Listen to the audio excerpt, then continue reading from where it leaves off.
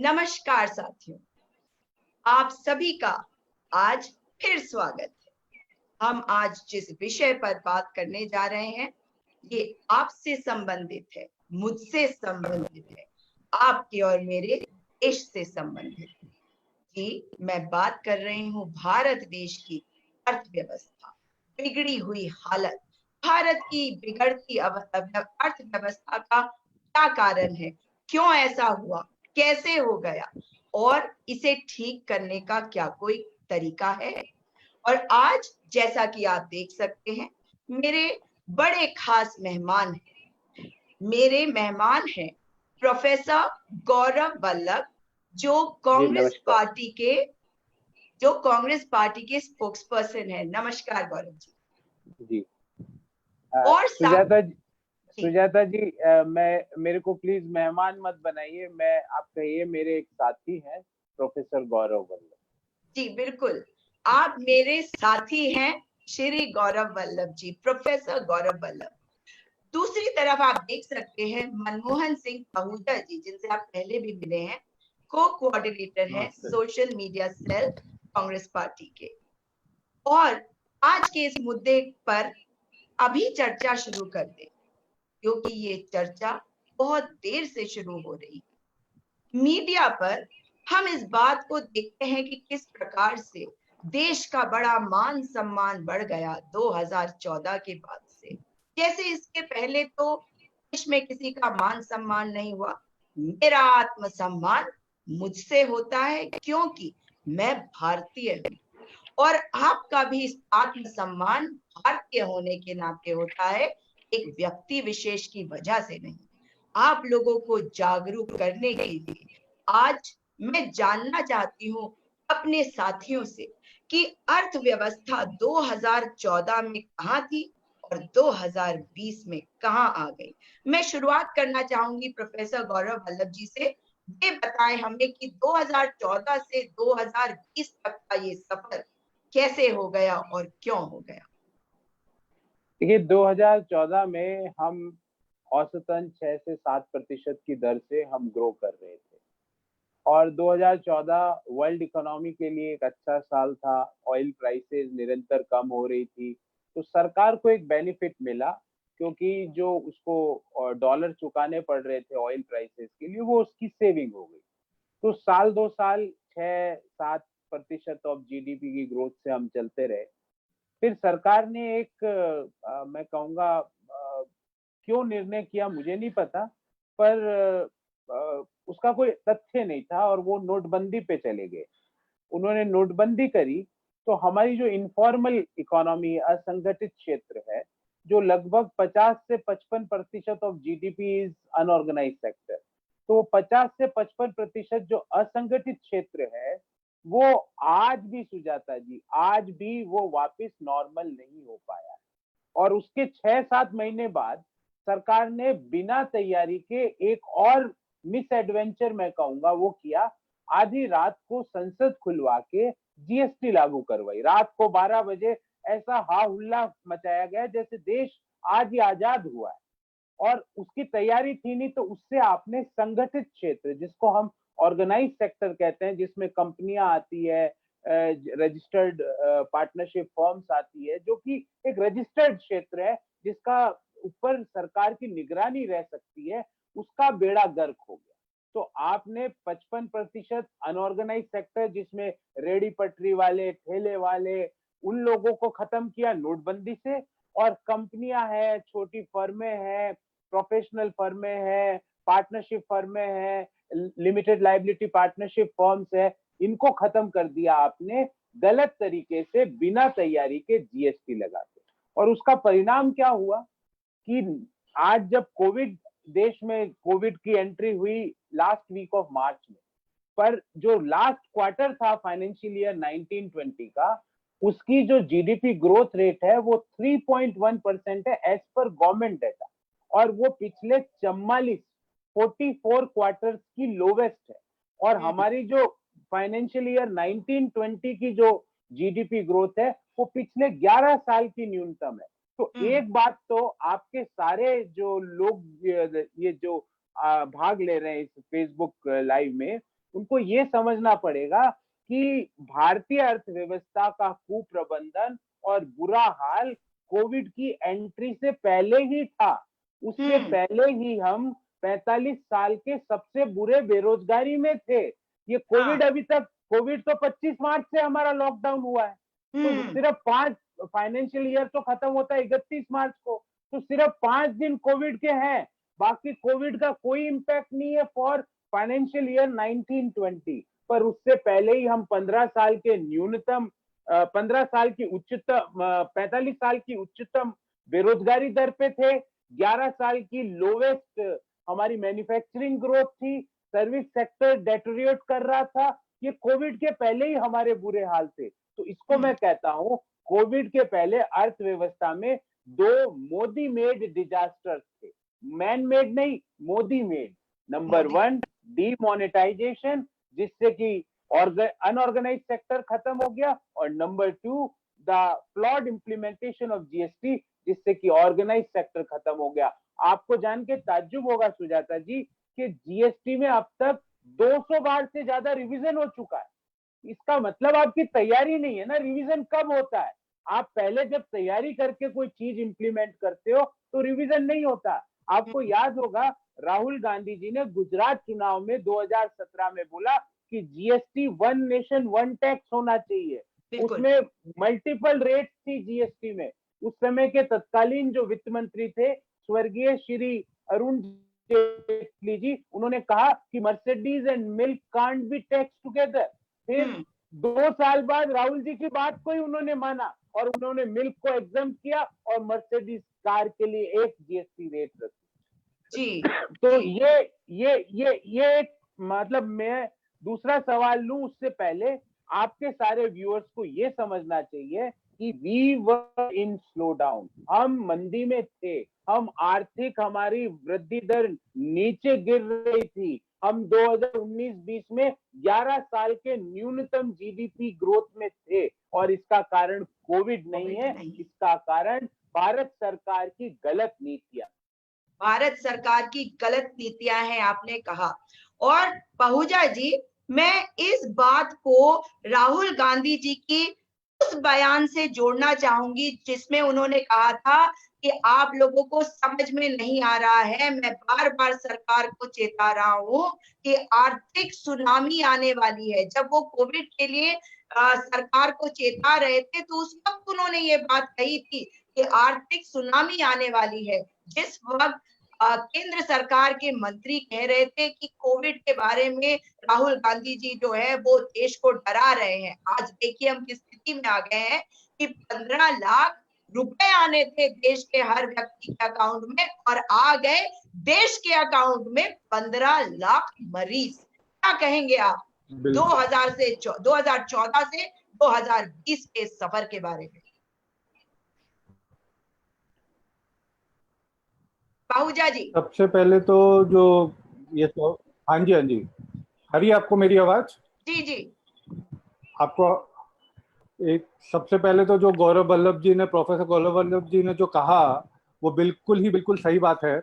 जो देश की प्रॉब्लम शुरू हुई है 2014 से, कोविड से बहुत पहले ही हमारी इकोनॉमी में दिक्कत आनी चालू हो गई थी, और कोविड से तो और हो गया। और उसका बहुत बड़ा रीजन, जैसे प्रोफेसर साहब ने कहा है, एक तो डीमोनेटाइजेशन और दूसरा जीएसटी। और सबसे ऊपर से बात यह है कि सरकार की एरोगेंस, जो आज तक इस चीज को मानने को तैयार नहीं है कि क्या हुआ है और क्यों हो रहा है, बल्कि इसको जस्टिफाई करने में ही लगे रहते हैं। राहुल जी ने तो 2012 नहीं आई है, तो आपने जैसे कहा कि इन्होंने मजाक उड़ाया, तो ये सीरियसली कुछ इस बात को कभी लेते नहीं है। और जहां तक डीमोनेटाइजेशन की बात है, डीमोनेटाइजेशन एक्चुअली जिस कारण से किया था, और एक्चुअली लास्ट में जाके क्या कारण इन्होंने बताया, अगर कोई उसकी तरफ देखे तो कम से कम 8-10 अलग अलग गोल पोस्ट चेंज किए थे इन्होंने। शुरुआत किस चीज के लिए की थी कि काले धन के खिलाफ, फिर उसके साथ घूम के आए तो टेररिस्ट के पास जो टेररिस्ट एक्टिविटीज खत्म हुए उसके ऊपर चले गए, फिर वहां से आए तो फिर बेस के लिए ब्लैक इकोनॉमी को वाइट इकोनॉमी करनी है, उसके ऊपर कर लिया। मतलब इतने गोल पोस्ट इन्होंने चेंज किए कि आप सोच नहीं सकते। और मेरे ख्याल से डीमोनेटाइजेशन के शायद 8 या 9 महीने के अंदर ही 99% ऑफ द कैश जो था वो ऑटोमेटिक वही सिस्टम में वापस आ गया। और अब तो देश 99.9%। उस वक्त डीमोनेटाइज, उतना कैश वापस आ गया। और देश डिमोनेटाइजेशन से व्यापारी छोटे वर्ग उठा भी नहीं था, तो जो इन्होंने रात को 12 बजे पृष्ठभेद इकोनॉमी कर दी जीएसटी लागू करके। इनको नेहरू जी से इतना है कि इनको लगा नेहरू जी ने रात को 12 बजे 15 और 14 अगस्त रात को स्पीच दी थी, तो वैसा ही हम एक जीएसटी कर देंगे, लेकिन नहीं हो सका। कितनी प्रॉब्लम आई जीएसटी की वजह से, गौरव जी ने बताया अभी के 200 संशोधन कर चुके हैं, 200 मतलब अमेंडमेंट्स आ चुकी हैं। इसका क्लियर मतलब है कि तैयारी बिल्कुल नहीं थी। उस वक्त भी मुझे याद होगा कि काफी जनों ने कहा था कि जीएसटी अभी इम्प्लीमेंटेशन नहीं हो पा रही है, जो सिस्टम में सॉफ्टवेयर है वो अभी तक पूरा ट्रायल रन नहीं हुआ है। और इन्फोसिस, जहां तक मुझे ध्यान में कंपनी थी वो इंचार्ज उसकी, उन्होंने शायद हुआ भी था, बाद में इश्यूज भी आए थे, तो ट्रायल रन नहीं हो रहा हुआ था, तो बहुत सारी टेक्निकल रीजंस भी आई थी। बिल्कुल। और जो लोगों ने चाहा वो तो अलग ही बिल्कुल बात है। बिल्कुल। और देखिए, जो गवर्नमेंट इस वक्त कर रही है और जिस स्पीड से, रफ्तार से कर रही है कि पब्लिक सेक्टर यूनिट्स को बेचने का जो इनका प्लान है, इन्होंने प्रॉफिट बनाने वाली BPCL, shipping corporation of India, container corporation of India, इसमें तो हमारी प्रॉफिट हो रही थी, और इनको बेचने का प्रपोजल कहां से आ गया? अब आ गया है कि 6 और जो पीएसयूज हैं उनको बेचा जाएगा, और रेलवेज को आप जानते हैं उसका प्राइवेटाइजेशन कर दिया गया।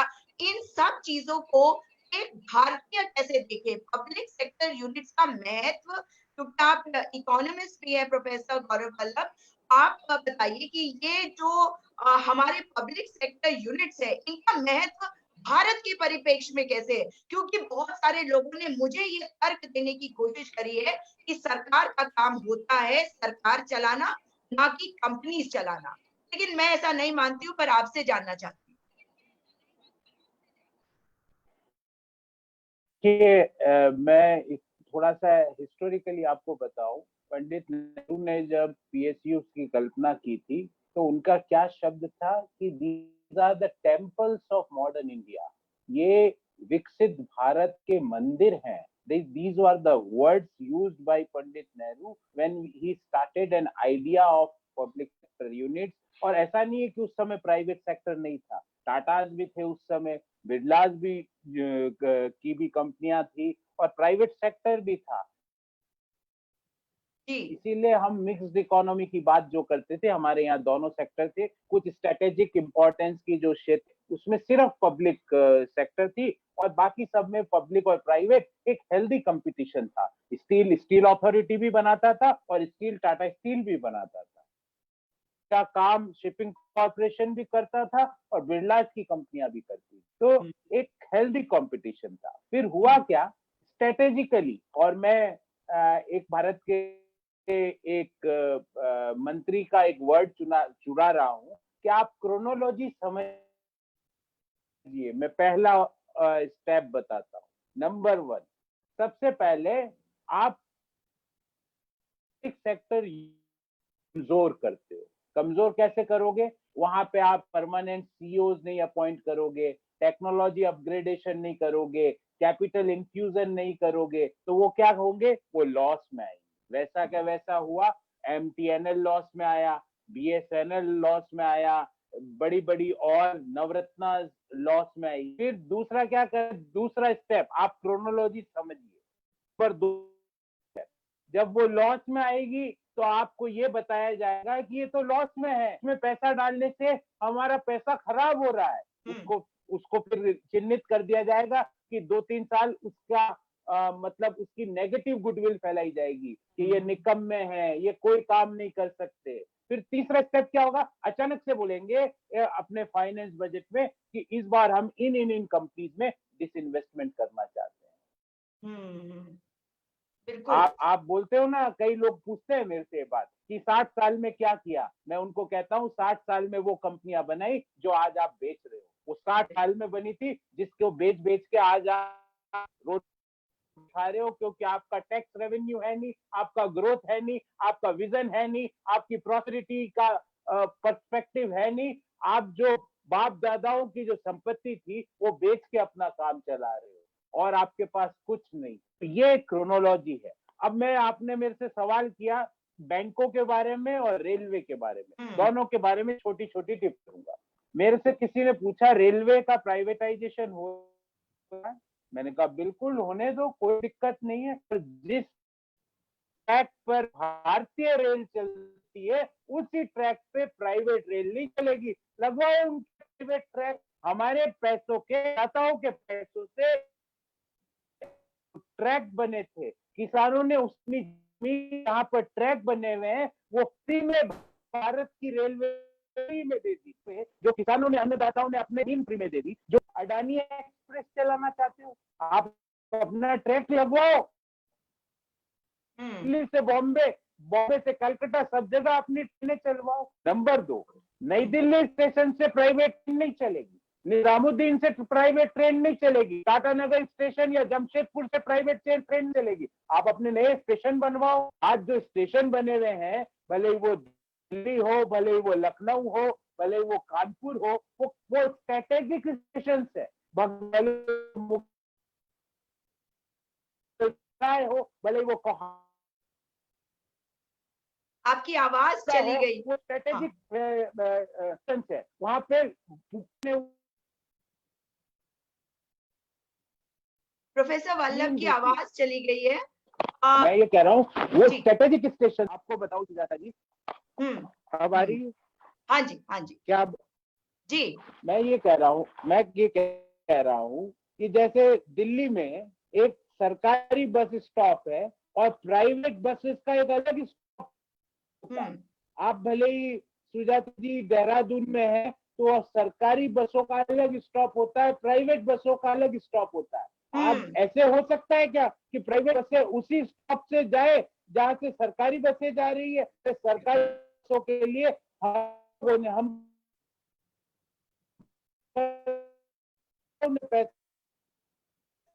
मैं आपके पास आती हूँ, आपकी सरकारी बसें, हाँ, मैं अभी की तो मैं आपको जी आपकी आवाज आ रही है, जा रही है, मैं भी आपके पास आती हूँ। हमारे साथ पद्मा रानी जी भी जुड़ गई हैं तेलंगाना से। और पद्मा जी, आपका बहुत-बहुत स्वागत है। और जैसा कि अभी आपने सुना होगा, हम बात कर रहे थे कि किस तरह से सारे पीएसयूज बेचे जा रहे हैं। हम बात कर, इसके पहले हमने डिमोनेटाइजेशन और जीएसटी के बारे में बात करी। आपको एक बात बताऊं, लोगों का एक बड़ा अजीब सा तर्क मैंने सुना है। वो कहते हैं कि प्रॉब्लम ये है कि ये बंद हो रहा है। मैंने कहा कि एयर इंडिया बंद होगा, ठीक है, अरे ये लोग काम नहीं करते। सेल, अरे जो सरकारी नौकरी जिसको मिल जाती है वो काम नहीं करता। मतलब उनके तर्क देखिए, मतलब वो चाहते हैं कि काम नहीं करते तो चीजों को बंद कर दिया जाए। ठीक तो है, वो किसी प्राइवेट उसको दे दीजिए तो ठीक से चला लेंगे। तो इसके बारे में आप क्या कहना चाहेंगी? ये जो सोच है लोगों की, ये क्यों बन गई? मुझे लगता है कि कहीं न कहीं कुछ लोग ऐसे हैं जिनको अब एक बड़ा तानाशाह जब तक नहीं दिखेगा जो उन पर रूल कर सके, तब तक वो नहीं मानेंगे। शायद हम भारतीय गुलामी करने की हमें आदत पड़ गई है कि एक जने की गुलामी कर लें, उससे बड़ा कोई आ जाए जिसकी हम और गुलामी कर सके। यही है क्या ये सोच? क्योंकि हम चाहते हैं कि हम डेमोक्रेसी से तानाशाह ही बन जाएँ? क्या कहेंगी आप? आप अनम्यूट कर लीजिए, अनम्यूट कर लीजिए। तो हाँ जी, नमस्कार। ये जो गवर्नमेंट नौकरी जो मिलती है, लोगों को लगता है कि उसमें कोई काम करना नहीं पड़ता है। पहली बात ये है कि गवर्नमेंट या सरकारी नौकरी जिसको भी चाहिए, उसके लिए अनेकों प्रयास करने पड़ते हैं, अनेकों टेस्ट लिखने पड़ते हैं, तब जाके उनको एक नौकरी मिलती है। मतलब ये लोग हमसे कई ज़्यादा क्वालिफाइड और बहुत मेहनत करके वो नौकरी पाते हैं। नौकरी पाने के बाद में ऐसा हो ही नहीं सकता कि वो बिना काम करे और सैलरी लेते हों। सैलरी के लिए उनको काम करना ही पड़ता है और उनको हर तरह के काम करने पड़ते हैं। जैसे कि अभी जो आरटीसी की जो एम्प्लॉइज हैं, क्योंकि बसेस नहीं चल रही हैं, तो अभी इनको कोविड ड्यूटी पे लगा रखा है। क्या ड्राइवर और कंडक्टर को कोविड ड्यूटी पे लगाते हैं कभी? प्राइवेट के तो कोई नहीं लगेगा ना, तो इन लोगों को तो हर जगह पे जहाँ पे पुलिसों को तैनात किया गया हर गली पे, ताकि लोग बाहर।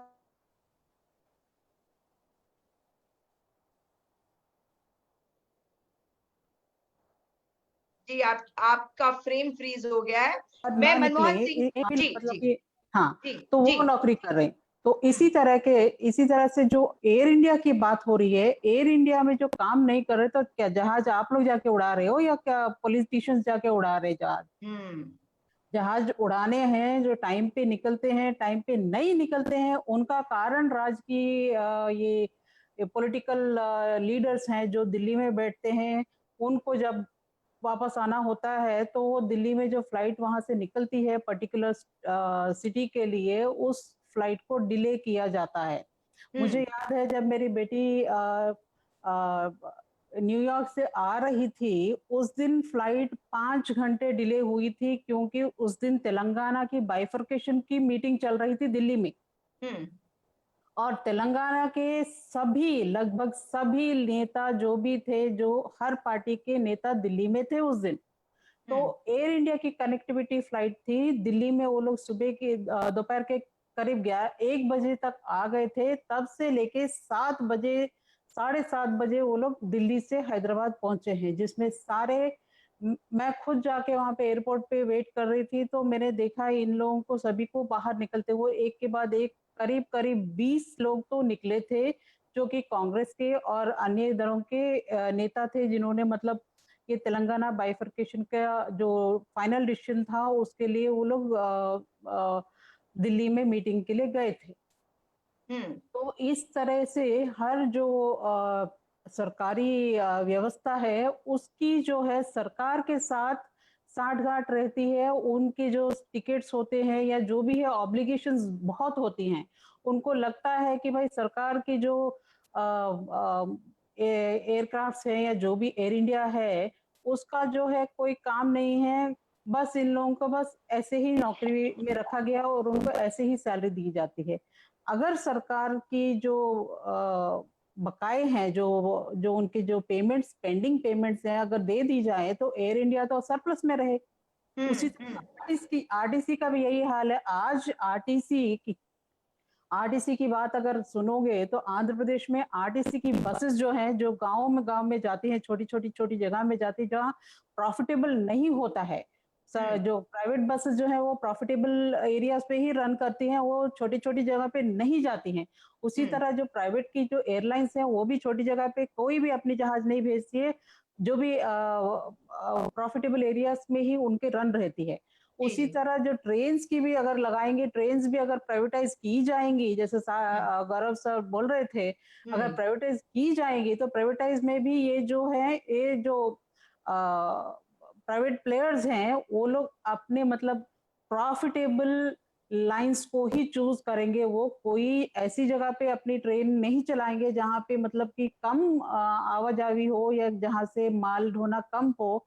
वहां तो कभी भी वहां पे वेंचर नहीं करेंगे। उनको तो प्रॉफिटेबल एरिया चाहिए, और वो भी सरकार के बने हुए इंफ्रास्ट्रक्चर पे। जैसे सर बोल रहे थे कि सरकार की बनी हुई इंफ्रास्ट्रक्चर जिसमें किसानों का योगदान है, बाकी सबका योगदान है, उस योगदान के ऊपर ये कुछ भाड़ा देके अपना प्रॉफिट कमाएंगे, और इस प्रॉफिट को 45 इयर्स तक उनको मतलब उसको कमर्शलाइज करने का प्रोविजन बना रहे हैं। ये तो सरासर नाइंसाफी है। 70 साल में जो लोगों ने मेहनत की है, हर किसी का खून पसीना लगा है, जिसने टिकट खरीद के सफर किया है और जिसने बनाया है, जिस मजदूर ने उसमें योगदान दिया है, जिसने उसकी प्लानिंग की है, हर किसी के पौरुष पर ये एक क्वेश्चन मार्क है, ये प्रश्न चिन्ह है। इसका तो हमें खंडन करना ही चाहिए।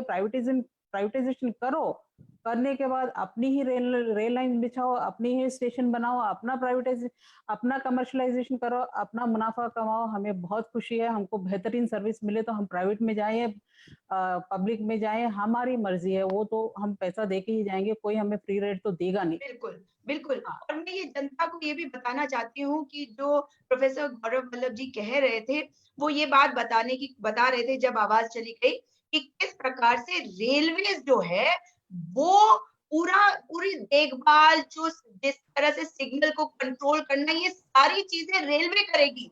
और फायदा किसको होगा? अडानी, अंबानी, जो भी खरीदेगा, ये जिसको भी ये कॉन्ट्रैक्ट मिलेगा, खरीदा ही तो, बेच दिया हमने और खरीद लिया इन्होंने। तो सरकार क्या कर रही है? सरकार उस चीज को बेच रही है जिस पर हर भारतीय का अधिकार है। और अधिकार है। भारतीय का अधिकार का मतलब आप समझते हैं। मैं मनमोहन जी आपके पास अभी आती हूँ, ये बात मैं गौरव जी से फिर एक बार कोशिश करती हूँ कि ये सुनाई दे जो बात आप कह रहे थे, प्रोफेसर गौरव वल्लभ जी। सुजाता जी, मेरे को आपका प्रश्न सुनाई नहीं दिया, क्या आप दोहराएंगी? मैं ये कह रही हूँ, जो बात आप समझाने की कोशिश कर रहे थे कि पूरा जी जी इंफ्रास्ट्रक्चर जो है वो हमारा है, सरकार का है, और जो जी जी प्राइवेटाइज जी होगा और जो ट्रेन चलेगी उसकी पूरी देखभाल किस जी प्रकार से वो जैसे जहाँ पे मैनिंग होती है, जहाँ पे सिग्नल दिया जाता है ऑल क्लियर का, वो सारी चीजें भी हमारी सरकार की होगी, यानी कि हमारी होगी और भारतीय की होगी। लेकिन ये सब कुछ अगर प्राइवेटाइज किया जा रहा है तो फायदा उनको कैसे बहुत ज्यादा मिल रहा है, काम हम कर रहे हैं, ये बोल रही थी। जी, और मैं अपनी बात आगे बढ़ा रहा था। मैंने आपने क्योंकि अपने प्रश्न में बैंकों का भी उल्लेख किया था। आज बैंकों का क्या हो रहा है? आज डिमोनेटाइजेशन और जीएसटी से बैंकों का बुरा हाल है, क्योंकि उसके कारण आपकी जो मार्केट में डिमांड है वो निम्न स्तर पे आती है। अगर डिमांड मार्केट में पिक नहीं करती तो कंजम्पशन निम्न स्तर पे आता है। अगर पिक नहीं करता तो लोग प्रोडक्शन निम्न स्तर पे लाते हैं। अगर प्रोडक्शन निम्न स्तर पे आता है तो एम्प्लॉयमेंट की प्रॉब्लम आती है। उसका हमने सीधा साधा उदाहरण देखा कि कोविड के पूर्व भी हमारे देश में अनएम्प्लॉयमेंट की रेट 45 साल के उच्चतम स्तर पे थी। और अब जो खबरें आ रही है, वो एक खबर आई है आज कि 10 करोड़ लोगों की नौकरी खतरे में है। ये सरकार ने स्टैंडिंग कमिटी ऑफ कॉमर्स के सामने ये आई थी कि 80 लाख नौकरी पेशा लोगों ने अपने पीएफ खातों से 30,000 करोड़ रुपए अपने इलाज के लिए निकाले। ये भी खबर आई थी। एक खबर ये आई थी कि मात्र 1 अप्रैल माह में 12 करोड़ 20 लाख लोगों ने अपनी नौकरी खो दी। ये सीएमआई का डेटा है, centre for monitoring of Indian economy का डेटा है। तो ये क्यों हो रहा है?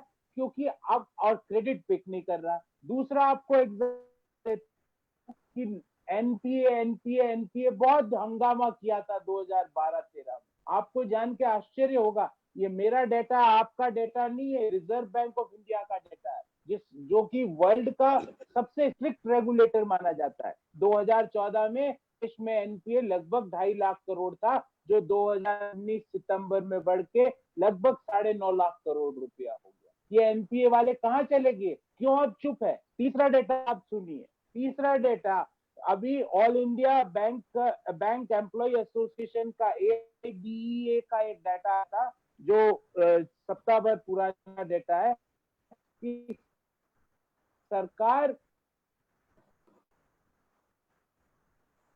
विलफुल डिफॉल्टर्स के लोन्स को राइट ऑफ, नीरव मोदी और मेहुल चौकसी के 9,000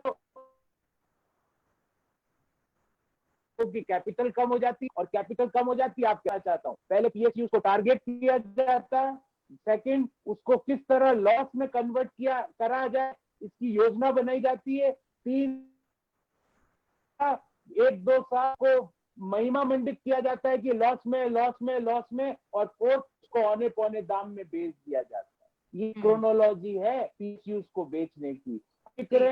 कभी रेलवे की बिकने की बात आती है, कभी एमटीएनएल के बिकने की बात आती है। आप ये बताइए, मैं दावे के साथ बोलता हूँ कि पिछले 6 साल में आपने सृजित क्या किया, आपने बनाया क्या? आपने तो सिर्फ बेचा, आपने क्या बनाया? अभी तो और आपको जान के और आपके दर्शकों को जान के आश्चर्य होगा कि ऑर्डिनेंस फैक्ट्री, ऑर्डिनेंस जो कि हमारे सेना को जो सप्लाई करते हैं, ऑर्डिनेंस फैक्ट्री को डिसइन्वेस्ट करने की बात सरकार सोच रही है, जो कि बारूद, गोली बारूद सेना को देते हैं। वहां पे आप करना चाहते हो? आप क्यों करना चाहते हो? आपके खून पसीने की कमाई को औने पौने अपने सूट बूट के दोस्तों को देना चाहते हो? ये सरासर मैं इसको मान कि ये देश के और राष्ट्र के लिए नहीं है। आपका हित जरूर इसमें हो सकता है। जी, मनमोहन बहुजा जी, आपसे एक और चीज मैं जानना चाहती हूँ कि आपको क्या लगता है कि डॉक्टर मनमोहन सिंह जब प्रधानमंत्री थे, तब से अब तक लोगों को समझ में आ रहा है या नहीं, मगर वर्ल्ड रिसेशन चल रहा था और हमारे देश के नौजवान जो उस वक्त 20-25 साल के रहे होंगे, 30-35 साल के रहे होंगे और आज 40-50 साल के में पहुंच गए हैं, लेकिन उन्होंने ये महसूस नहीं किया। पूरी दुनिया हिल गई थी वर्ल्ड रिसेशन से, मगर हमारे लोगों को ये महसूस नहीं हो पाया। और आज जब हम देख रहे हैं कि नौकरियां जा रही है, तो ऐसी क्या चीज है जो लोगों को ये बात समझ नहीं आ रही है? क्या कारण आपको लगता है? लोगों को समझ आ रही है। मैं खुद मेरा एक छोटा सा बिजनेस है। ऐसा नहीं है कि व्यापार लोग नहीं समझते, लोग समझते हैं। लेकिन होता क्या है, इसमें हमारी मीडिया का एक बहुत बड़ा योगदान है। हमारी जो मेन स्ट्रीम मीडिया है, खास करके टेलीविजन मीडिया, उनका एक बहुत बड़ा योगदान क्रिएट करती है और उसे ही बढ़ा चढ़ा के दिखाया जाता है। क्या जो आज अभी अगर पूरे सुबह से आज अभी चल रहा था, जैसे रफाल के 5 विमान आए हैं, वो इस तरीके से फ्रॉम स्टार्टिंग टू एंडिंग तक दिखाया गया उसका बकायदा। तो ऐसा तो नहीं है कि आज पहली बार हमारे देश में कोई ऐसा विमान आया है। इससे पहले भी बहुत आए हैं, बढ़िया आए हैं, ये भी अच्छा विमान है, जरूरत है। लेकिन इसके ऐसे इवेंट्स बना दिए जाते हैं हर पीरियोडिकली। अगर आप इतिहास ये पिछले 6 साल की सरकार की एक गवर्नेंस देखिए कि इन्होंने काम कुछ नहीं किया, इसके लिए हर छोटे छोटे मुद्दों को एक बहुत बड़ा इवेंट बना दिया जाता है। अब ये है, थोड़े टाइम पहले कुछ और। मीडिया का एक बहुत बड़ा रोल है उसको एक डाइवर्जन करने का, हर चीज को डाइवर्ट करने का। आज काम की इतनी बुरी सिचुएशन है, कोविड-19 आने से पहले ही, ये कोविड का शुरू होने से पहले, मार्च से पहले ही व्यापारी बिजनेसेस बिल्कुल डाउन थे। 45 साल से खराब, मतलब 45 ईयर से खराब बेरोजगारी थी। जीडीपी इतना गिरा हुआ था, मतलब आप 2016 से आंकड़ा देखिए, जीडीपी लगातार गिरता ही जा रहा है। एक डाउनफॉल एकदम निरंतर गिरता आ रहा है। हाँ। तो ये ऐसा नहीं है, लेकिन लोग नहीं समझते क्योंकि इसमें मीडिया नहीं दिखाती और उन्हें भ्रम दिया जाता है कि अलग अलग की। बाकी व्यापार खराब है, फाइनेंशियल कंडीशंस बहुत खराब है। बैंक की अभी गौरव जी ने सिचुएशन बताई कि कितनी बड़ी प्रॉब्लम थी। सही मायने में बताऊं, एक केस स्टडी बन सकती है पिछले 6 साल में अच्छी खासी अर्थव्यवस्था को किस तरीके से गिराया जा सकता है। ये आगे चल के देखना, कभी ना कभी एक केस स्टडी बनेगी कि 2014 से लेके किस तरह देश की इकोनॉमी को गिराया गया, कहाँ ना कहाँ ये केस स्टडी बनती है। जी जी, पद्मा जी, आप क्या कहेंगी इस बारे में कि जब मनमोहन सिंह जी की सरकार थी, तब से लेकर आज तक जिस तरह से जीडीपी गिरती चली जा रही है, लोगों की नौकरियां जा रही है, मेरे को कभी-कभी बहुत घबराहट होती है सोचकर कि देश का नौजवान कितने डिप्रेशन में जाएगा जब पढ़ लिख कर वो जॉब मार्केट में आएगा और नौकरियां नहीं मिलेंगी। आप बताइए कि ये भ्रम जो लोगों के अंदर है, उन्हें लगता है कि नहीं सब कुछ ठीक है। ये how do you look at this? आप कैसे देखती हैं इसको? अभी नौकरियों की बात, जी सर बोलिए सर। सुजाता जी जी, मैं कुछ बोलना चाह रहा था। अगर आप सबकी आज्ञा, बोलिए सर प्लीज आप आज्ञा मत लीजिए सर। मैं दो तीन बजे से डिबेट कर रहा हूँ। If you allow me I would like to take leave. मैं 2 बजे डिबेट कर रहा हूँ आज। जी। So if you allow me, I may like leave. All right. If you all allow me. Absolutely. It was a pleasure to have you with us today. और आपका बहुत-बहुत धन्यवाद। और इस बात को हम समझते हैं आप बहुत बिजी हैं और कई डिबेट्स में पार्टिसिपेट करते रहते हैं। बिजी नहीं हूँ सुजाता जी, आपके लिए कभी बिजी नहीं हूँ, पर थक गया हूँ बस। आपके लिए आई Thank you, never sir. Receive you Padma, thank you very much. Thank you, sir. Thank you so much, sir. Thank you, sir. Thank you very Thank much. you, sir. Thank you. Thank you so much, please thank you, continue, नमस्कार। Please Yes, sir. Continue, please continue. Thank you, जी sir. Padma Thank you. जी, अच्छा, तो नौकरियों की बात हो रही है तो मैं बता दूं, मेरा बेटा खुद एक मैकेनिकल इंजीनियरिंग लास्ट ईयर उसने पास की है और किस्मत है कि उसको अच्छी खासी नौकरी मिली है एक बड़ी कंपनी में। लेकिन उसके जो बैचमेट्स हैं और जो अभी इस साल जो पास होने वाले हैं उनकी भी हालत मैं बता दूं कि किसी को भी अच्छी नौकरी नहीं मिल पाई। ये बात है कि 2019 की बात कर रही हूं मैं, जब कोविड आया ही नहीं था। तब की बात कर रही हूँ। कोर जो सब्जेक्ट होता है, कोर सब्जेक्ट में नौकरियां तो मिली ही नहीं। इंजीनियर्स की बात कर रही हूँ मैं। तो जो भी नौकरियां मिली हैं उस टाइम में 18,000, 20,000, 25,000 इस तरह के पैकेजेस मिले थे महीने के। किस्मत है मेरा बेटा मतलब 3.5 लाख का पैकेज ले आया है।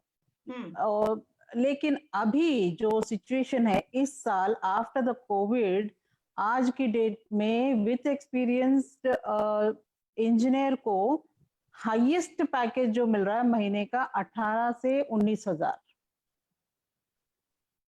मनमोहन सिंह जी के सरकार के टाइम में ये जो ग्रेजुएट्स जो निकलते थे उनकी स्टार्टिंग सैलरी 25,000 होती थी। स्टार्टिंग सैलरी 25,000 होती थी। वो मैं बात कर रही हूँ अर्ली 2005-6 के बाद की बात कर रही हूँ, जब ये आईटी इंडस्ट्री बड़े बूम में था। और किसी को मतलब अप्लाई करो तो नौकरी मिलती ही मिलती थी। अभी जो है इतनी मुश्किल सिचुएशन है कि 5 नौकरियां हैं तो 300 के इंटरव्यू ले रहे हैं। तो इतनी टफ कंपटीशन में अगर कोई नौकरी मिल भी जाती है तो उसकी सैलरी हो रही है एनीवेयर बिटवीन 10,000 to 19,000। मैं बात कर रही हूँ engineers from good institutions, good institutions from metro cities. बाकी लोगों की हालत आप समझ सकते हो इस हिसाब से कि उनकी क्या हालत हो रही होगी। नौकरियां जो है पढ़े लिखों के लिए तो नौकरियां नहीं है। हाँ, जो मतलब मेहनत करके जो भी है उनको 5-10 हजार की जो कमाई कर पा रहे हैं। जो बिल्कुल निम्न स्तर के हैं, जो मतलब डेली वेजेस हैं, उनकी भी हालत खराब है। जो मतलब थोड़े मीडियम मैनेजमेंट में पहुंच चुके हैं उनकी भी हालत खराब है, क्योंकि कंपनियां उनको सैलरी दे नहीं पा रही हैं तो उन लोगों को सभी को सैक आउट कर रहे हैं। मुझे परसों को एक वीडियो आया था जिसमें एक लड़की जो है वेरी गुड कंपनी से मतलब उसने ऑलरेडी 2.5 years का उसका एक्सपीरियंस रहा है, दिल्ली में काम करके आई है from a very good company, BTech graduate. उसके बाद में she joined some company and training भी उसकी 3 महीने की ट्रेनिंग हो गई थी। ट्रेनिंग होने के बाद में इस बीच में लॉकडाउन आ गया। लॉकडाउन आने के बाद में कंपनी ने उसको ये कह के सैक कर दिया कि भाई हम आपको आधी सैलरी भी नहीं दे सकते, आधी सैलरी भी नहीं दे सकते करके उसको सैक कर दिया गया है। और वो लड़की आज वो बीटेक 2.5+ years की एक्सपीरियंस के साथ वो सब्जी बेच रही है। सब्जी बेच रही है क्योंकि उसने अपनी फैमिली को सपोर्ट करना है। मैं बुरा नहीं मानती हूँ, मैं बुरा। पद्मा जी, ये वही लड़की है क्या जो जिसका वीडियो वायरल वीडियो वायरल हो रहा है? जी जी जी, वो आंध्रा की लड़की है। तो मतलब तेलुगु स्पीकिंग लड़की है। तो उसका वीडियो मैंने भी खुद भी पोस्ट किया था। तो ये गलत तो नहीं है कि सब्जी बेचना बुरी बात है, मैं ये नहीं कह रही हूँ। अरे इतने साल मेहनत करके पढ़ लिख के आप सब्जी ही बेचोगे तो पढ़ने की जरूरत ही क्या थी? अरे मगर मैं आपको एक बात बताऊं, ऐसा लगता है लोग इस बात को समझते ही नहीं है। ये इनको एक ऐसा पता नहीं क्या चीज इनको समझा रखा है। ये जो डिवाइड एंड रूल वाली पॉलिसी है उसके उसी की वजह से मुझे लगता है कि लोग इस बात को नहीं समझना चाहते। क्योंकि नौकरियां अगर आपको नहीं मिल रही है, आप पढ़ लिख कर सब्जी बेच रहे हो, तो आप मुझे बताओ आप पैसे क्यों इन्वेस्ट करोगे अपने बच्चों की पढ़ाई में, अगर आखिर में आपको एग्जैक्टली सब्जी बेचनी एग्जैक्टली। है। तो हाँ, जो गरीब या मध्यम वर्ग का की फैमिली है, वो यही कहेगी कि भाई कम भी पढ़ लिया तो कोई बात नहीं, ग्रेजुएट कोई ही हो बात गया। नहीं, पेट ही मगर पालना है ना। हाँ, और नहीं, और भारत में एक लेवल ऐसा आ गया पाहुजा जी, जहाँ पे ये होने लग गया था कि नहीं, अब बच्चों को हम ज़्यादा से ज़्यादा पढ़ाएँ, इनको अच्छे से अच्छा एक्सपोज़र हम पढ़ाई में दें। हमारा बच्चा सिर्फ ग्रेजुएट नहीं, पोस्ट ग्रेजुएट हो, प्रोफेशनल कोर्स कर ले, और जब पोस्ट ग्रेजुएट कर रहा है उसके बाद कोई प्रोफेशनल कोर्स कर ले। ये सारी चीज़ें जो हैं, ये चीज़ें देश में चल रही थी। अब अचानक से जो पद्मा जी बात कह रही हैं, उससे ये साफ है कि लोगों को दिखाई दे रहा है कि पढ़ाई-लिखाई से बहुत ज़्यादा फ़र्क नहीं पड़ रहा। एक आपको याद होगा कि बड़ा मज़ाक चलता था व्हाट्सएप पे, फेसबुक वगैरह पे कि पढ़ लिख कर क्या करना है, नेता तो बन ही जाओगे, प्रधानमंत्री बन जाओगे। मतलब इस तरह से ये मज़ाक, व्हिच इज़ वेरी सीरियस, बहुत दुःख की बात है। नहीं, क्या एक कहेंगे? एक है ना? हाँ, हाँ, जी, एक बात क्या? तो ये जो तेलुगु स्पीकिंग स्टेट्स में है ना, ये हुँ, पेरेंट्स का एक ही एक मकसद रहता है कि बस इनके बच्चों को पढ़ाना है। यही हम लोगों का एक मिशन रहता है कि बच्चों को पढ़ाना है, और उनको ये मतलब एक फैमिली से एक अमेरिका गया या कनाडा गया, इनका यही मिशन है, इसी मिशन पे काम करते हैं। हम लोगों के घरों में से एक इंजीनियर तो हमेशा हर फैमिली में से निकलता है, एक इंजीनियर, बिल्कुल। मैंडेटरी निकलता है। सारे व्हाइट कॉलर जॉब्स जो हैं आंध्र के तेलुगु वाले जो होते हैं वही करते हैं, आंध्र के या तेलंगाना के जो भी हैं। तो हुँ। Telugu speaking families are more into education, मतलब साउथ में ज्यादा है। मतलब मैं अपने जो अपनी लोगों की बात कर रही हूँ, तो तेलुगु स्पीकिंग वालों का यही एक मिशन रहता है कि बच्चों को पढ़ाओ। जी, जी।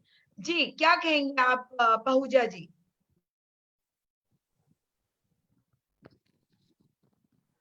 मैं सुजाता जी की बात से ये पद्मा जी की बात से बिल्कुल सहमत हूँ कि साउथ में वैसे भी ओवरऑल पढ़ाई लिखाई के ऊपर है जोर, लेकिन इट इज बहुत बिकमिंग वेरी डिफिकल्ट। बहुत बड़ा डिफिकल्ट हो डिफिकल्ट गया है नहीं करते हम एजुकेशन लोग। की जो वो करते हैं, एक बहुत बड़ी मजबूरी हो गई है बच्चों की। अभी ये कोविड को लेके ये एजुकेशन के हिसाब से ही बता देता हूँ कि हाँ। हम्म, अ, एक कॉलेज है हमारे यहाँ पे पहचान का, उसके फर्स्ट ईयर की स्टार्टिंग फीस है 4 लाख रुपीज। हुँ, जी, साथ में वो तो हर कॉलेज में लैपटॉप अभी। लेने हैं, सारा कुछ लेना है। तो उसका एक ईयरली बजट, हाँ ईयरली बजट लगभग 6 साढ़े 6 लाख रुपया हो जाता है with all the differences. Hmm.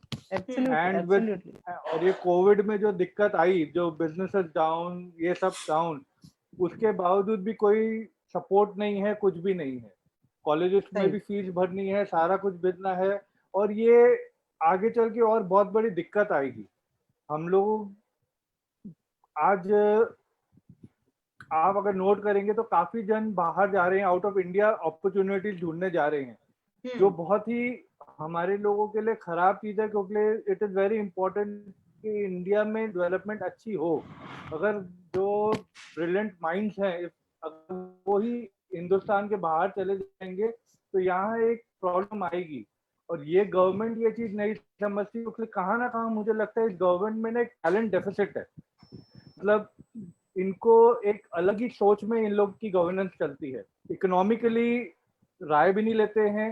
Economically अगर कोई इनको अच्छी अरे राय देना मंत्री चाहे सारे तो पढ़े उसको लिखे भी नहीं है एक्सेप्ट ना नहीं उनके। करते। नहीं, वो जो जी, जी। वही टैलेंट डेफिसिट, इसीलिए ही एग्जैक्टली। मैंने कहा। अब हाँ। आपको एक एग्जांपल है डीमोनेटाइज, आज जो हमारे देश में प्रॉब्लम आ रही है उसका बहुत बड़ा रोल डीमोनेटाइजेशन की वजह से है। आपको शायद पता होगा कि डीमोनेटाइजेशन शुरू होने से पहले हमारे आरबीआई गवर्नर थे डॉक्टर रघुराम राजन, ठीक हुँ, है। उनको ये सजेशन दी गई कि हमको ये करना है, उन्होंने बकायदा अपने उसमें इंटरव्यू में कहा हुआ है।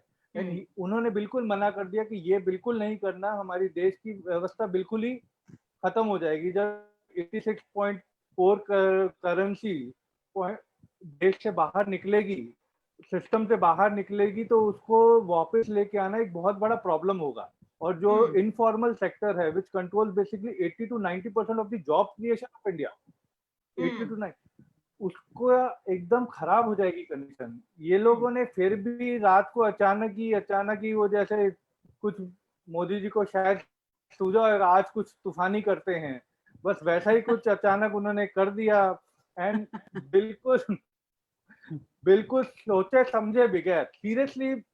अगर आज कहते हैं हाइंडसाइड में जाके इट इज ऑलवेज गुड कि जो हो चुका होता है उसके बारे में बात करना बहुत आसान है, लेकिन सबको ध्यान में होगा 8 नवंबर को हुआ था, 2 या 3 दिनों के बाद ही डॉक्टर मनमोहन सिंह जी की एक स्टेटमेंट आई थी। उन्होंने पार्लियामेंट कुछ 2-3 हफ्ते बाद स्टेटमेंट आई थी, उन्होंने पार्लियामेंट में कहा था that this is a historical blunder.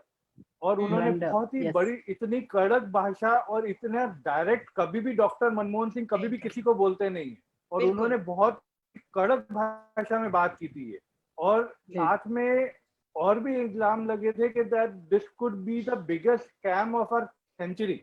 जो डिमोनेटाइजेशन अगर आगे चल के पता चले, अभी होता है नहीं होता है एक अलग बात है, लेकिन स्कैम की भी एक एलिगेशन लगाई गई थी। जब आप इतनी बड़ी डिसीजन ले रहे हैं जिसमें आपकी 80 to 90% आज हिंदुस्तान,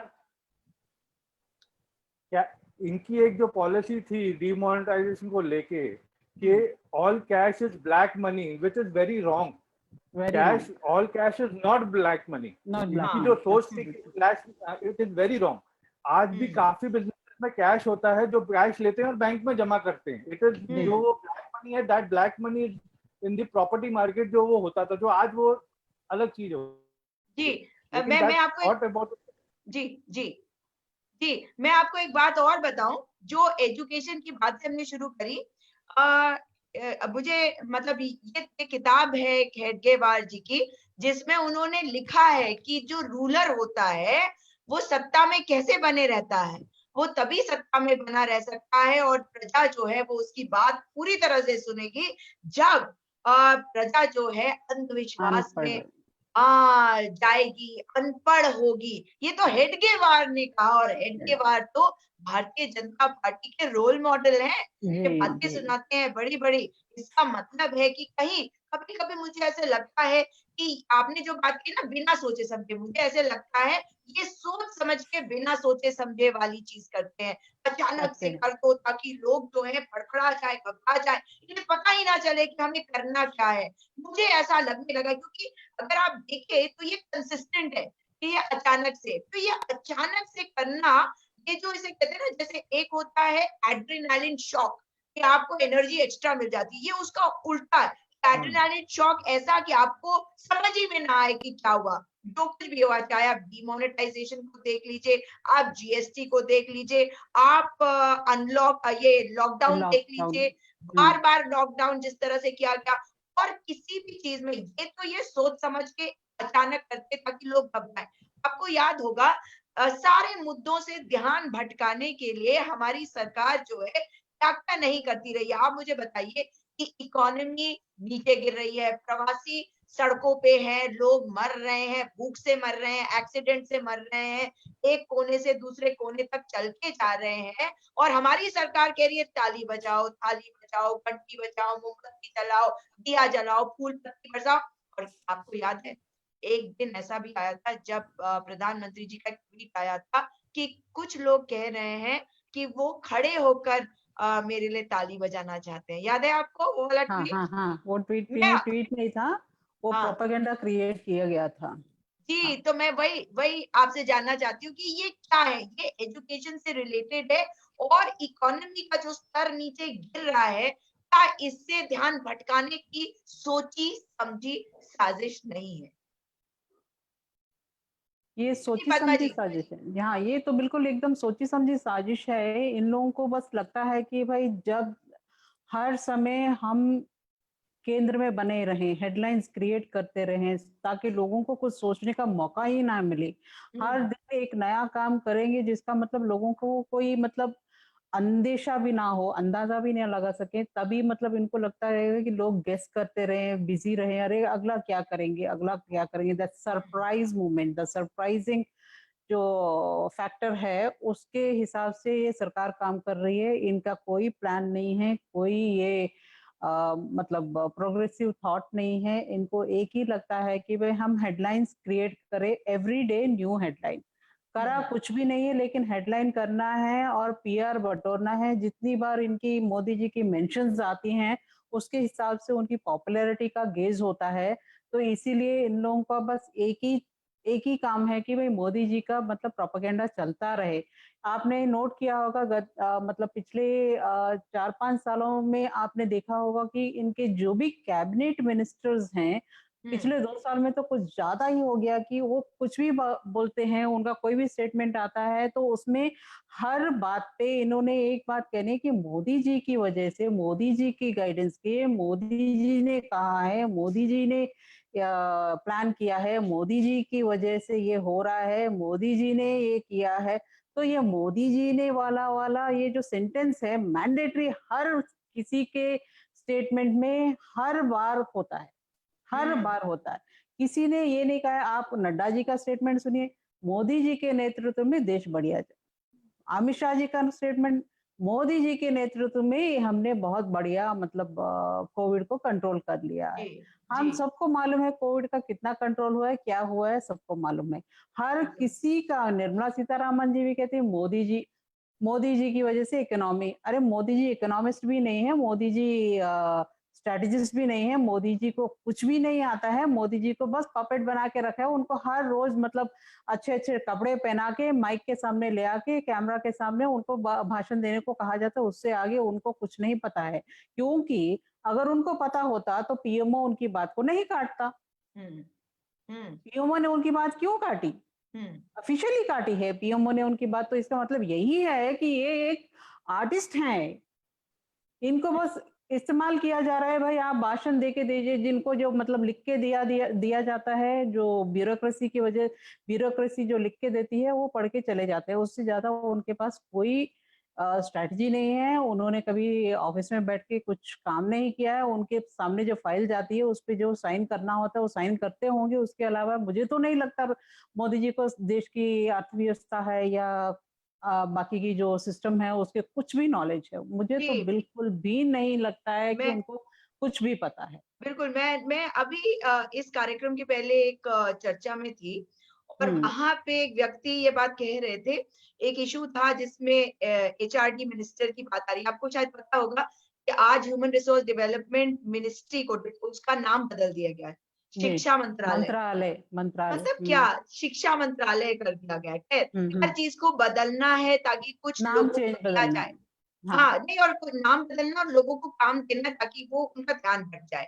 और उस समय में जो बात बता रही हूँ, कोई एक वक्ता थे जिन्होंने ये बात की कि एचआरडी मिनिस्टर जो है, अगर हम ये बात कहें कि उनकी कैपेबिलिटी पे हम कुछ ना कहें, हम कहें कि हम नहीं जानते उनकी कैपेबिलिटी के बारे में, तो ये गलत हो जाएगा। आपको ये बता दूं कि एचआरडी मिनिस्टर जब हमारे उत्तराखंड के चीफ मिनिस्टर, उन्होंने कई किताबें लिखी। मतलब do you get that? I mean कोई किताबें कैसे समय निकालता होगा लिखने के लिए मुख्यमंत्री होते हुए, और उन्होंने बहुत सारी किताबें निकली। खैर, अब ये एक अलग चर्चा का विषय है। और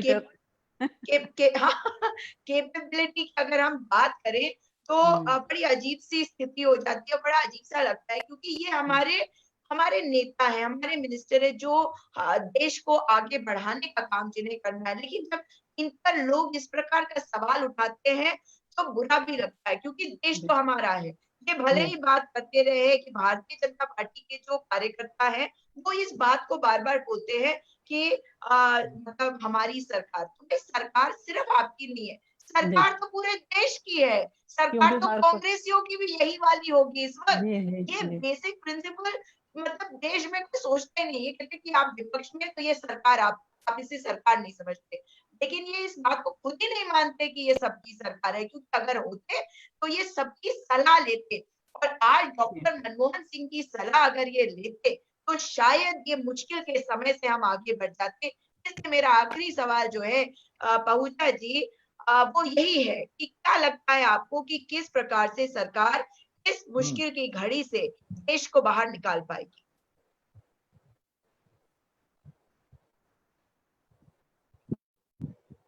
पहले तो आपकी एक बात पे बोलता हूँ, जो सलाह की आपने बात बताई कि अगर ये सलाह लेते, सलाह तो छोड़िए, ये बल्कि अच्छी खासी पॉलिसी का भी मजाक उड़ा देते हैं। सबको ध्यान में होगा 27 फरवरी 2015 को प्रधानमंत्री जी लोकसभा में मनरेगा के ऊपर भाषण उन्होंने दिया।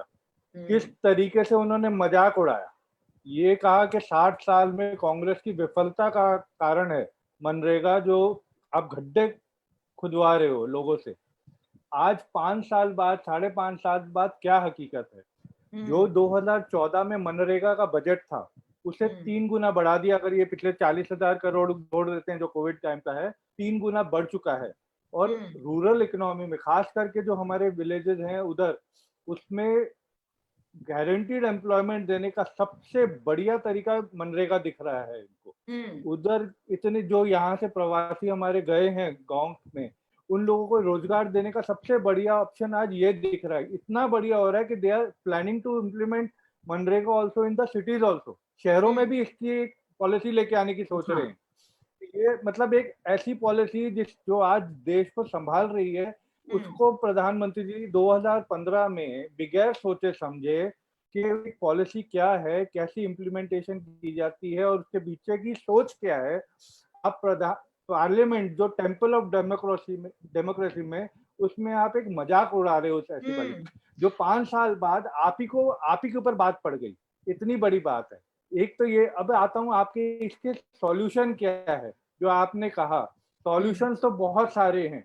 डॉक्टर मनमोहन सिंह जी ने भी बहुत सारे सॉल्यूशन ऑप्शंस दिए, और राहुल गांधी जी भी अपनी जो इन्होंने कॉन्वर्सेशंस की हैं, जो 5-6 कॉन्वर्सेशंस की हैं, चाहे उन लोगों के साथ में काफी पॉइंट्स हैं, अगर वो प्रधानमंत्री चाहें तो इम्प्लीमेंटेशन कर सके। एक छोटा सा उदाहरण देता हूं, अगर सरकार अगर ये माध्यम से सुनती भी है तो, एक स्मार्ट सिटीज का इन्होंने कुछ ऐलान किया था 2015-16 में। 100 स्मार्ट सिटीज हम बनाएंगे पूरे हिंदुस्तान में। वो आज इस चीज के बारे में बात नहीं करते, लेकिन वो चीज इन्होंने बिल्कुल ही छोड़ दी है। बहुत ही अच्छा पॉल्यूशन है, अगर उसको इम्प्लीमेंट कर सके। एक छोटे छोटे रोजगार, छोटे छोटे शहर बनाने से इंडस्ट्री आती है, सारा कुछ आती है, लेकिन इन लोगों को ये सब चीजों की तरफ ध्यान नहीं है। करने में तो हमारा देश बहुत कुछ कर सकता है और कर भी रहा है, लेकिन हमारी सरकार को शायद इकोनॉमी की तरफ ध्यान नहीं देते। जैसे वो गौरव वल्लभ जी ने कहा था कि पीएसयूज हैं, पद्मा जी ने भी कहा कि पीएसयूज में जो नौकरी करते हैं वो शायद प्राइवेट सेक्टर से भी ज्यादा मेहनत करके वो नौकरी पाते हैं। और वहां जाके कोई भी अब मेरी खुद की सिस्टर अभी रिटायर हो गई है, वो दूरदर्शन में काम करती थी। वो जितनी मेहनत उनको, एक और मेरी सिस्टर थी जो प्राइवेट में काम करती थी, दिल्ली के ही थी, दोनों कजन सिस्टर थी। जितनी मेहनत वो करती थी, मैंने नहीं देखा कि प्राइवेट वाले उतनी मेहनत करते होंगे। ये मैं प्राइवेट वालों को कोई वो नहीं कर रहा हूँ, लेकिन काफी मेहनत और काफी समझदारी से काम करते थे। आज जब वो प्राइवेटाइजेशन करके इसको करना चाहते हैं, तो वो गौरव वल्लभ जी ने बिल्कुल सही कहा कि जानबूझ के उन कंपनियों को डाउन किया जाता है, जानबूझ के उनको लॉस मेकिंग करवाया जाता है, ताकि फिर वो अपने फ्रेंड्स को सस्ते कर में सके। This is a very deliberate tactic and समझना चाहिए, ये लोग नहीं समझते हैं। जी, पद्मा जी, आपसे भी आखिरी में इसी विषय पर जानना चाहती हूँ कि आप क्या सोचती हैं इसके बारे में। देखिए, कांग्रेस ने शुरू से ही मतलब री मोनेटाइजेशन, लोगों को मतलब पैसा देने की जो बात कही थी, थ्रू न्याय हो, जो भी उसका नाम रखें, लेकिन री monetising the public is what is the first and foremost thing जो गवर्नमेंट को करना चाहिए, जो सरकार को करना चाहिए। री मोनेटाइजेशन मतलब लोगों के हाथ में पैसा है।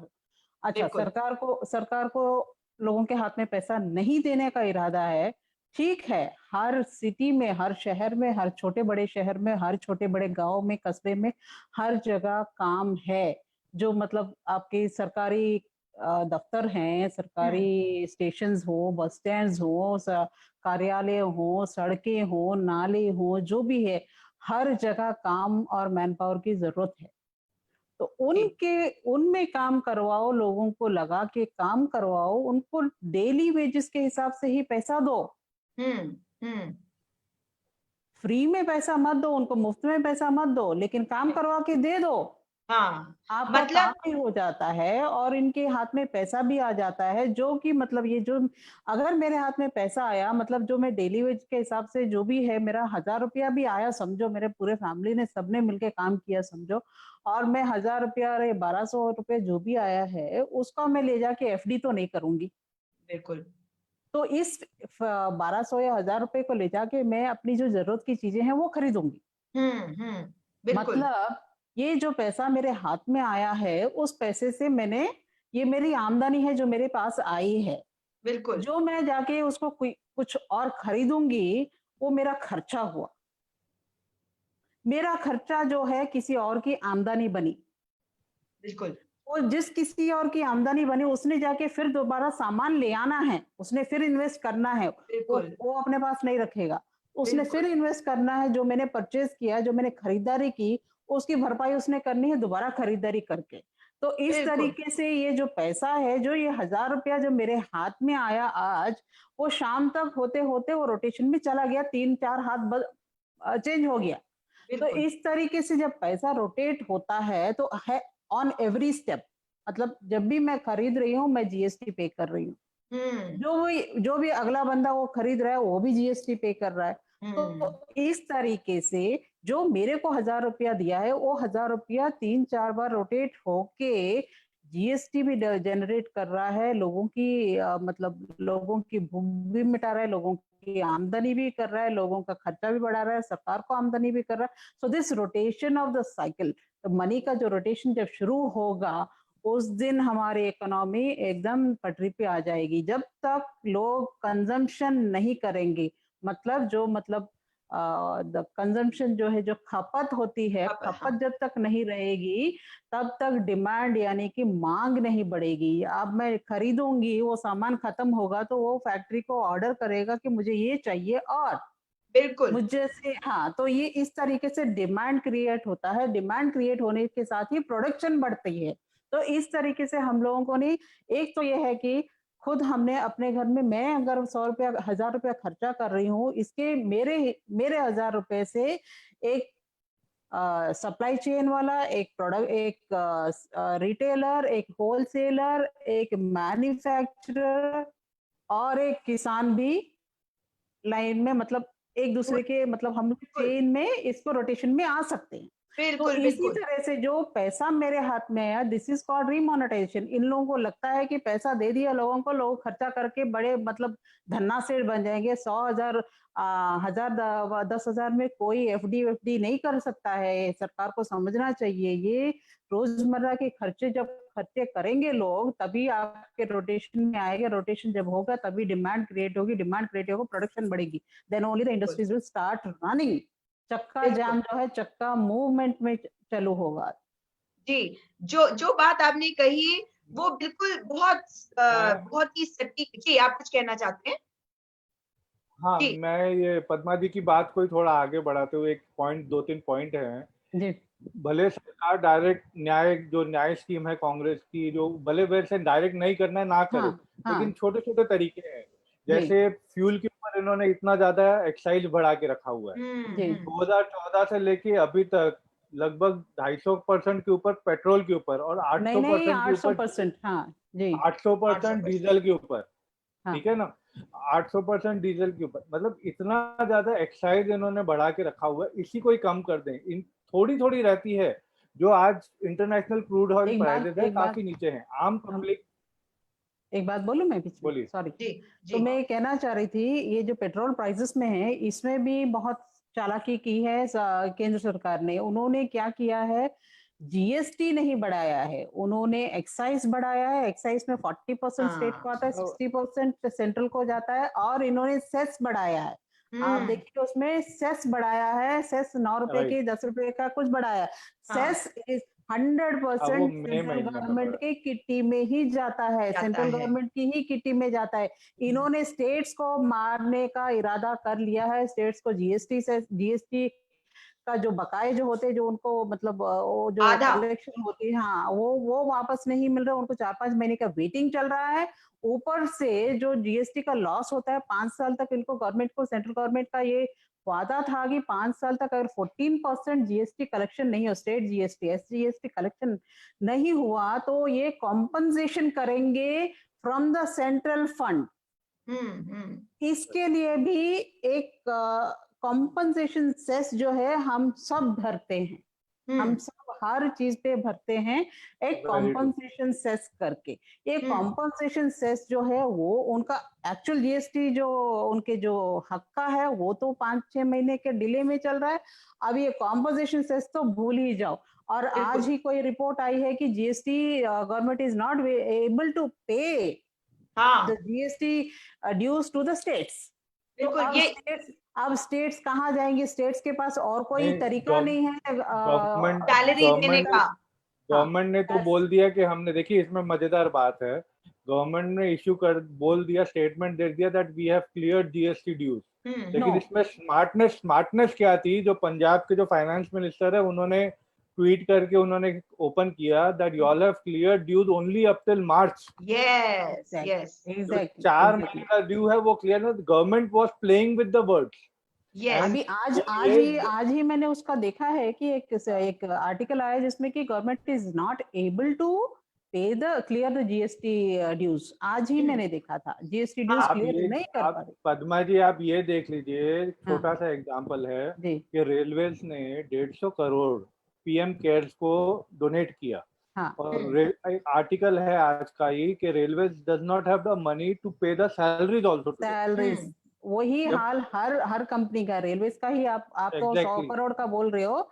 मैं बोलती हूँ जिन्होंने बहुत बड़े बड़े दान किए हैं पीएम केयर्स में, जो बड़े बड़े दान किए, जो सबसे बड़े नंबर पे आ रहे, पहले नंबर पे, उन कंपनियों ने भी सैलरीज नहीं दी हैं। ये मैं एक्सपीरियंस के साथ बोल सकती हूँ, मैं दावे के साथ बोल सकती हूँ, उन्होंने सैलरीज पूरी नहीं क्लियर की हैं। मतलब कि आप पीएम को दान दे दो और जो भी कर सकते हो आप कर सकते हो, nobody is going to question you, that is the point going on. 100 बात की एक बात है, राहुल जी ने जो एक स्टेटमेंट दी थी कि ये सूट और हर माने में सूट बूट की सरकार है जी। अगर आप नोट करेंगे तो इनकी every policy intended to favour the few industrialist, benefit them the few industrialist. आज अब मैं वो हाँ बोल जी आज जो एक और जैसे एक बहुत है, अभी कोविड के थ्रू एक न्यू नॉर्मल बन गया है। इस न्यू नॉर्मल के थ्रू आप देखिए आपको हर जगह हैंड सैनिटाइजर्स की जरूरत है। एवरीवन, चाहे छोटी दुकान है, चाहे सोसाइटीज हैं, चाहे बड़े बड़े ऑफिस है, हैंड सैनिटाइजर। आज उस हैंड सैनिटाइजर के ऊपर 18% जीएसटी इन्होंने रखा हुआ है। क्या मतलब सेंस है? आप वो चीज है जो ये नेसेसिटी है, एसेंशियल कमोडिटी है आज के जमाने में, आप उसमें अगर 18% जीएसटी ले रहे हैं तो वो लूट ही हुई ना एक किस्म की। लग्जरी आइटम हो गया वो। ये आपदा में अवसर की बात है ना, प्रधानमंत्री जी ने कहा था कि आप जीएसटी से पैसा कमा ले, आप राज्यों को दे नहीं रहे, राज्यों को मुश्किल हो रही है क्योंकि वो अपनी तनख्वाहें कहाँ से देंगे? वो तनख्वाहें देते हैं जब जीएसटी का वापस इनपुट उन पे आ जाता है। लेकिन जो बात अभी पद्मा जी ने भी कही थी रीमोनेटाइजेशन के ऊपर, आप देखिए कि किस प्रकार से, मुझे लोगों को ये बात कहनी है अंत में कि डीमोनेटाइजेशन देश के लिए एक बहुत बड़ा धक्का था जो नोटबंदी हुई। महिलाएं जो है भारतवर्ष की, मैंने अपनी माताजी को देखा और हमेशा देखा कि कुछ पैसे वो घर में संभाल के रखती थी। जब मेरे फादर को कभी जरूरत पड़ी या घर में कोई चीज की एकदम इमरजेंसी जरूरत आई तो पता होता था कि मम्मी कहीं से निकाल के दे देंगी वो पैसा। तो ये हमारा कल्चर था। हम अपने आप को भारतीय समझते हैं तो भारतीयों का कल्चर भी तो समझने की आवश्यकता है। ये कोई ऐसा तो नहीं है कि जब हमें आजादी मिली उसके बाद से ये कल्चर में आया होगा। ये पहले से हमारे देश की महिलाएं करती होंगी ना कि घर खर्चे का पैसा मिला उसमें से उठा के उन्होंने कुछ छुपा के रख दिया कि समय पर जब समय आएगा तो उन्हें देंगे। और देखिए तो लोग जिन चीजों को नहीं देखते, वो पैसा एक आदमी कमा के लाके अपनी पत्नी को देता है जो हाउसवाइफ है और वो उसे संभालती है, लेकिन वो पैसा कौन सा है जिसपे वो आदमी टैक्स दे चुका होता है, सही है ना। और फिर जब नोटबंदी करने के लिए प्रकट हो जाते हैं प्रधानमंत्री जी 8 नवंबर 2016 को, तो क्या होता है उसके बाद कि वो पैसा जब बैंक में वापस जाता है तो उस पैसे पे हम दोबारा टैक्स देते हैं। क्या ये नाइंसाफी नहीं हुई थी? उसी प्रकार से जीएसटी की बात ये बिल्कुल साफ है कि जीएसटी से सरकार आपदा में अवसर प्राप्त कर चुकी है। जीएसटी पैसा है जो सरकार के पास जाता है और इस वक्त जो चीजें बहुत जरूरी है, जैसे sanitiser, gloves, PPE kit, mask, ये सारी चीजों पर जीएसटी कम से कम होनी चाहिए थी, न्यूनतम। अगर शून्य भी हो जाती तो भी मैं मान लेती कि सरकार ने इकोनॉमिक पैकेज का कुछ हिस्सा लोगों को दिया है, उन्हें कुछ रिलीफ दिया, पैकेज तो नहीं दिया मगर रिलीफ दे दिया।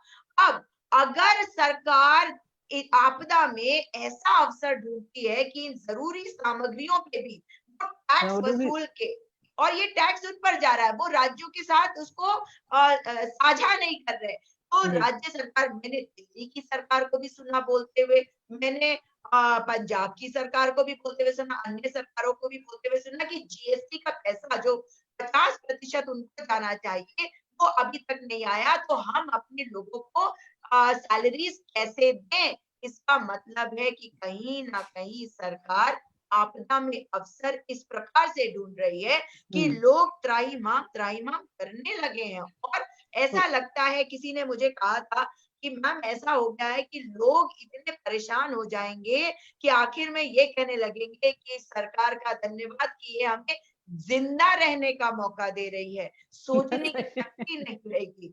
मतलब आप खुद ही सोचिए ना, जो सड़कों पे चले जा रहे हैं इतनी मुश्किलों से, घर तक पहुंच रही है, वो आखिर में क्या कहेगा कि भैया धन्यवाद, आपने मुझे जीने का मौका दे दिया। लेकिन हम अपने लोगों को इस आर्थिकी में जो मुसीबतों को झेलने के मजबूर कर रहे हैं, हम उनके साथ बहुत बड़ा अन्याय कर रहे हैं। सरकार किसी की भी होती, अगर ऐसा करती तो मैं इस बात को ऐसे ही कहती, और मेरे साथी जो हैं वो भी ऐसा कहते, क्योंकि देश के लोगों को जागरूक करना हमारी जिम्मेदारी है। देश के लोगों की मदद आर्थिक रूप से करना ये सरकार की जिम्मेदारी है, और हमारी जिम्मेदारी है कि हम सरकार से निवेदन भी करें और उनसे डिमांड भी करें कि आप लोगों को पैसा उनके हाथ में दे, ताकि देश इस आर्थिक मुसीबत से निकल सके। मनरेगा में पैसा बढ़ाइए ताकि गरीब लोगों के हाथ में पैसा आए। जैसा कि पद्मा जी और आहूजा जी ने कहा, पैसा हाथ में आएगा तभी ये सर्कुलेशन में आएगा। आप सामान खरीदेंगे सब्जी वाले से, सब्जी वाला अपनी जरूरत की सामान आगे से खरीदेगा, और फिर जिस फैक्ट्री से सामान आ रहा है या किसान से आ रहा है वहां तक पैसा पहुंचेगा और उनका काम शुरू होगा। मैं उम्मीद कर रही हूँ साथियों कि आप लोग मेरी बात को समझे होंगे। आपको ये भी बता दूं कि मेरे पेज की रीच फेसबुक ने रोक दी है और मुझे इसका मैसेज भेजा है, इसलिए आप सभी से निवेदन ये भी करती हूँ कि उन्होंने रोक दिया, हम अपनी बातें संयम से रखते हैं और बहुत ही सभ्य तरीके से रखते हैं। क्यों रोका ये वही जानते हैं। अब आपकी जिम्मेदारी है कि इस वीडियो को अधिक से अधिक शेयर करिए ताकि हम लोगों को जागरूक कर सके और देश को इस मुसीबत की घड़ी में उनका साथ दे सके। लोगों का, सरकार का भी साथ ही देने की कोशिश कर रहे हैं। हो सकता है सरकार सुने, कोशिश जारी रहेगी, ये सुने ना सुने। मेरे साथियों को आज मैं बहुत बहुत धन्यवाद करती हूँ, उन्होंने बड़ी समझदारी वाली बातें बहुत सिंपल शब्दों में आपको बताई। आपका बहुत बहुत धन्यवाद पद्मा जी, मनमोहन सिंह जी और प्रोफेसर गौरव वल्लभ जी, जो हमारे साथ काफी देर तक जुड़े रहे, और आप सभी के साथ दोबारा जुड़ेंगे और लोगों को जागरूक करते रहेंगे। नमस्कार।